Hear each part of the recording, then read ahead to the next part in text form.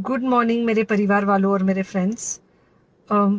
बहुत सारे डॉक्टर्स की तरह मैं भी बहुत परेशान हूँ, इसलिए मुझे लगा कि शायद मैं आपको अगर कुछ कुछ चीज़ें बताना चाहती हूँ और मैं शायद अगर ये बताऊँगी और अगर आप लोग सेफ रहोगे तो I might be at more peace. जैसे आपको सबको पता है कि बॉम्बे की हालत तो बहुत ख़राब है और धीरे धीरे बहुत सारे शहरों की और बहुत सारे स्टेट्स इवन टाउन्स की हालत ख़राब होते जा रही है। बॉम्बे की हालत तो इतनी ख़राब है कि हमारे हॉस्पिटल्स में आईसीयू बेड्स वेटिंग पे है, पेशेंट्स के लिए बेड्स नहीं है। It's a very very helpless, यानी मुझे इतना हेल्पलेस और लाचार कभी फील नहीं हुआ है।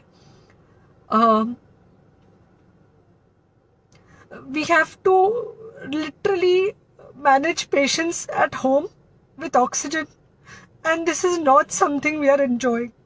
So I really want all of you to follow a few things that I really am requesting you to follow. First, आप लोग प्लीज सेफ रहो। अगर आपको लग रहा है कि आपको 1 साल से कोरोना नहीं हुआ है इसलिए आप कोई सुपर हीरो हो या आपकी इम्यूनिटी बहुत अच्छी है और आपको ऐसे कुछ नहीं होगा, तो आप गलत फहमी में हो। हम यंग लोगों को देख रहे हैं।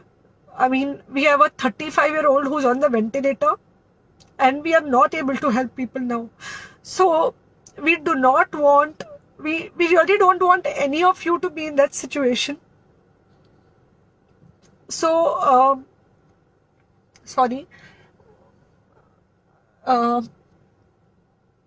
आई थिंक ये जो इमोशनल ब्रेकडाउन है हम डॉक्टर्स में अब सबको कोई ना कोई समय हो रहा है, because we not been so helpless. Okay, so most importantly please take care of yourself. Right now COVID is everywhere around you. Okay, तो अगर आप घर से बाहर निकलो, maybe you meeting your friends, maybe you meeting your family, it does not matter, you have to be masked. Okay, just because आपको अभी 1 साल से कोरोना नहीं हुआ है या आपको पिछले साल कोरोना होकर जा चुका है, इसका मतलब ये नहीं है कि आपको वापस कोरोना नहीं हो सकता। You can still get COVID. तो please keep yourself very well masked at all times. अगर आप घर से बाहर निकल रहे हो तो घर के बाहर निकलो, मास्क होना चाहिए। मास्क सिर्फ इधर नहीं, मास्क पूरा नाक से पूरा यहाँ तक होना चाहिए। दूसरी बात, अगर आपको कुछ होता है, अगर आपको बुखार आता है या कुछ होता है, पैनिक मत होइए। Do not get unneeded investigations done. Get in touch with me obviously immediately. And most importantly, आपके जो फ्रेंड्स है या कोई भी है उनको बोलो पैनिक में होकर एडमिट ना हुए हॉस्पिटल में।